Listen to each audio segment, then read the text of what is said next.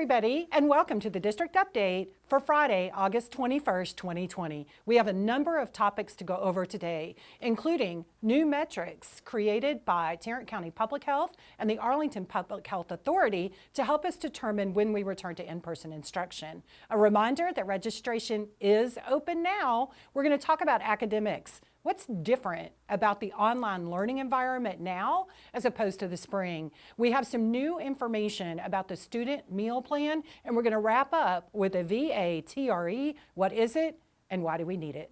To answer all of these questions and many more, I welcome Superintendent Dr. Marcelo Cavazos, and our first week of school. How's it going? Oh, it's going exceptionally well. So, Anita, thank you for this opportunity, and I'm just so proud of our teachers and our students, our community, our parents.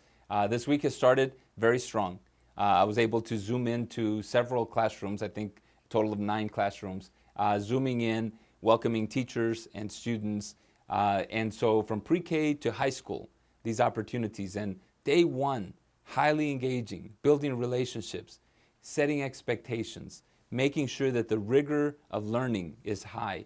And I just want to thank our teachers. There's so much that goes behind the scenes to get ready for a first day of school. So the technology staff, our professional development staff, our curriculum staff, principals, across the board did an outstanding job. And we started strong on Monday. And I'm really proud of our students. So the classes I was in, pre-K was highly engaged, first grade elementary, high school, they asked exceptional questions. And so I'm just so proud of our teachers, and thank you so much again. Well, it was really fun. I zoomed along with you on your Zoom along, and I think the funniest thing of the day was a pre-K classroom where the teacher was instructing them on how to mute and unmute the call, and they did so much better than we do. That's true, Anita. What I observed with those young students is that they got that a lot faster than many adults that have been on Zoom calls in different times. And again, thank you to the parents having the students prepared for them to log in and be engaged from day one. Just so proud of our team. Well, let's turn our attention to the topic on everybody's mind, and that is how and when do we return for in-person instruction? So that's an important question, Anita. That is a persistent question. And so now we have guidance from our Tarrant County health authorities that have set certain standards, certain metrics that must be met before we start thinking of bringing face-to-face instruction. And those are important metrics because it gives us a sense of understanding, it gives a community a sense of understanding of what is the condition and when is it that we can open face-to-face. When we meet those numbers, and we'll go through that here in just a second, when we meet those numbers, then there's guidance as to how you open safely with protocols, with social distance and things like that. So these are, it's an important guide that was surfaced. So, for example, a 7-day moving average of people who test positive should be between 5 and 10%. And in Arlington, we lean more to the 5% standard because we know that when you start hitting those 5% in that one metric, that the spread is to a large extent beginning to be contained. And so that's just one metric. There's others. Yes, another metric is the case rate. So the health authorities are recommending less than 2,000 cases per week. We are seeing some drop in caseload, but we have not hit that metric. As an example, the last full week of reporting was 3,900 cases. Correct. So there's still some work to be done, but some positives that we are seeing from public health as those numbers start to drop. The positive here is that there's some positive numbers beginning to appear. We know that those things need to be sustained over a period of time and become a trend to hit some of these targets. And that's one of the things that public health really does reinforce to us, that it's not a one-day average. In some cases, they're going to require up to 4 weeks of stabilized data that shows drops. That makes sure that all the testing that might come in late is all accounted for. So that's one of our metrics, is at least 4 weeks of data that shows stability. And then there's the percent of COVID-like illness cases. Yeah, so that should be trending lower for at least 2 weeks of a time period for COVID-like cases. And so we know that that is beginning to show some promise, but it needs to sustain for a period of time so it can become a trend. So the good news is that we have these metrics and we have a guide and a goal that we're closely monitoring and collaborating with our health authorities so that when we hit these targets, then we can think of opening face-to-face with strict protocols. And one of the other metrics that we're starting to see some good news on too is the percentage of hospital beds occupied by COVID patients. So the public health authorities recommend that that be at or below 10%. And we are currently at 10%. Now that's just for the last couple of days, but it's the first time that we've been at or below 10% for a long period of time. So very encouraging there. And then tell us about the last requirement, if you will, where we have to submit information. So school districts will have to submit their reopening plans to the county and to the city health authorities, and we've done that. We've submitted our plan. We've actually worked with them in developing the plan to make sure that we're lockstep in their guidance. So these things, these metrics, these standards in a comprehensive way need to be met so that then we can do face-to-face instruction. And the key here, Anita, is that when we meet those numbers, that then the guidelines for strict reopening come into effect with the protocols, with temperature checks, with screening, with wearing a mask, with social distancing and reducing the numbers in the buildings for daily instruction and things like that. Well, I appreciate that. And for people watching, we will put these 6 metrics on the Return to School website. So just go to AISD.net/return to school, and you can follow along as we do with our public health authorities in hopes that we can get back to school in person as quickly as possible. Now let's turn our attention to registration. We're 1 week in. I know there were some concerns that registration numbers might wane a little bit in the wake of online or virtual learning. What are you seeing? Yeah, so Anita, so registration has been strong in Arlington ISD. We're about 96%, over 96% to our projected enrollment target, which is very strong. Historically in Arlington, we peak enrollment right after Labor Day. So we're on the right track there. I thank the parents and the students who have diligently registered, because registering and then engaging with us in classes have been very, very strong this first week of school. And registration is still open. And we're still, every day we're registering students, and families are registering, and we're assisting families to register every day. And so that's going to remain open so that those opportunities continue. If you were scheduled to come back to Arlington schools, then we're also reaching out to you. Our staff is to help you enroll. We know that enrollment and registration and engaging with teachers is critical to the success of this school year. And we also enrolled some of our littlest learners with our first ever full day pre-K. Tell us how that's going so far. Yeah, so this is the first year for Arlington ISD to be able to offer full day pre-K. And so close to 3,000 pre-Kers have engaged with us. Their families have enrolled.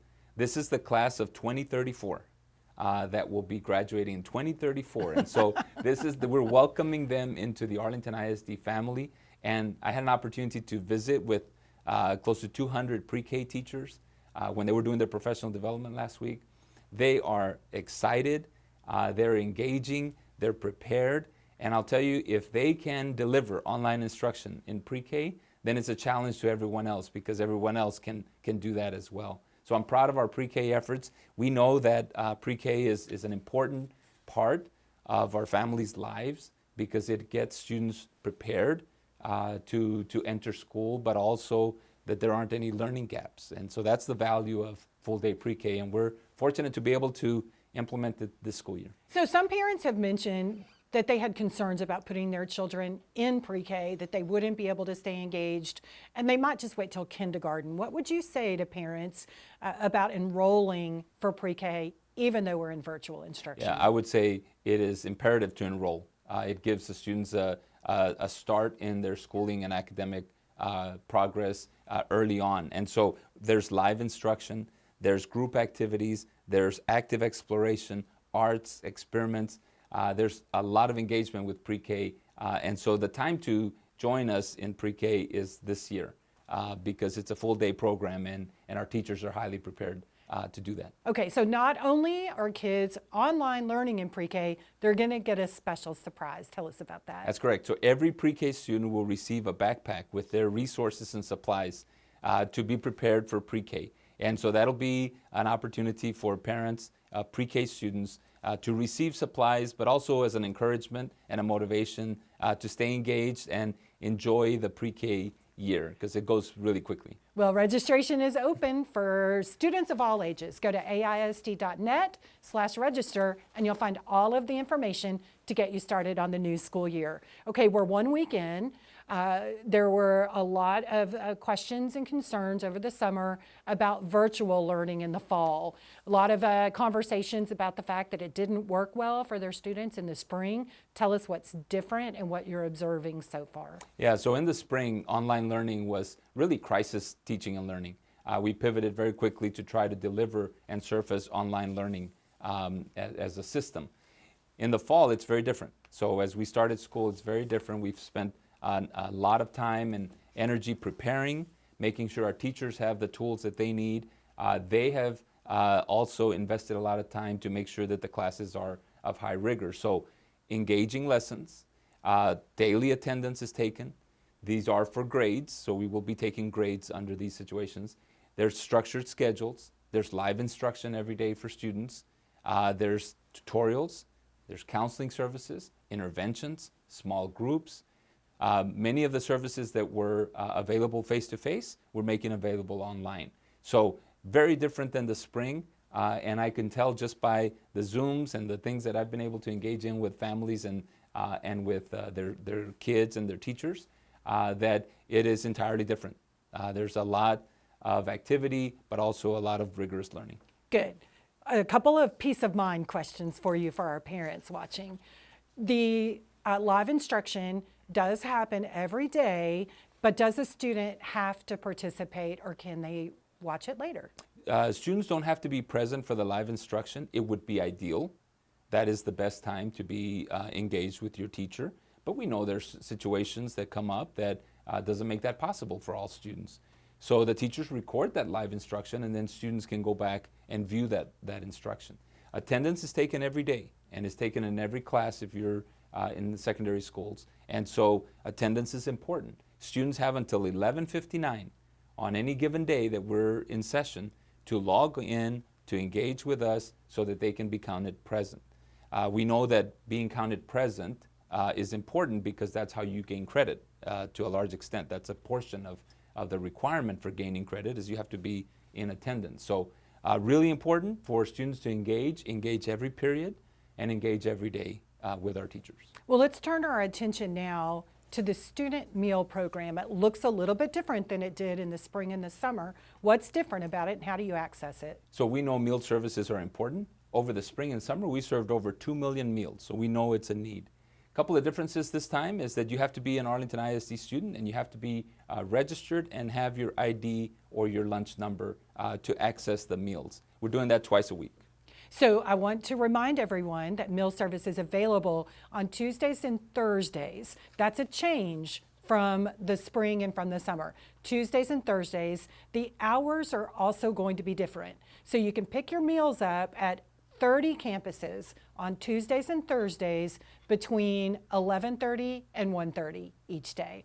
Okay, let's finish up with a VATRE. What is it and why do we need it? So Anita, a VATRE is a voter approval tax rate election. Our board has called an election to increase the tax rate for this November. This tax rate will allow the district to access more state funding, and the additional funds will be used for teacher compensation and employee compensation. It's the maintenance and operations side of our budget. Okay, so we've got information on our website where you can learn more, AISD.net/VATRE. Okay, that wraps up all of our many topics today. What are your parting remarks? So continue to be inspired. We're in full force of teaching and learning, and the goal is the same, and that is to prepare our students for their future. And I'm just so proud of our students and the efforts that they've made, and our teachers and our community. Thank you for engaging day one, and we know that this is going to be a special school year.